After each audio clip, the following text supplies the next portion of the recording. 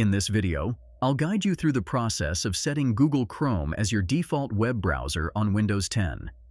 If you find this tutorial helpful, I encourage you to subscribe to Media Magnet Guide and give this video a thumbs up. Your support and feedback in the comments help us create better content for you. Setting Google Chrome as your default browser in Windows 10 is a simple process. Let's get started. Begin by clicking the Windows button or the Start menu in the bottom left corner of your screen.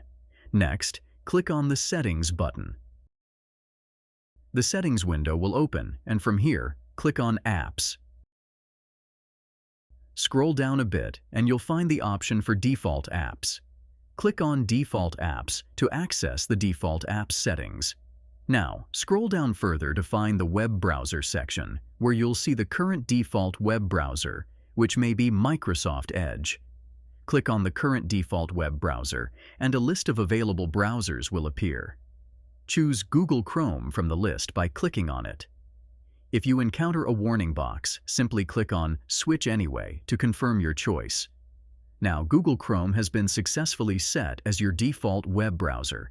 You can see Web Browser now reflects Google Chrome as your default web browser. This concludes the process, and you're all set with Google Chrome as your default browser.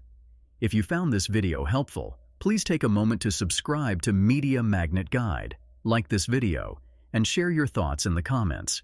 Your likes and comments are essential in inspiring us to create more helpful content. Thank you for watching, and if you have any questions or need further assistance, please don't hesitate to reach out. Goodbye.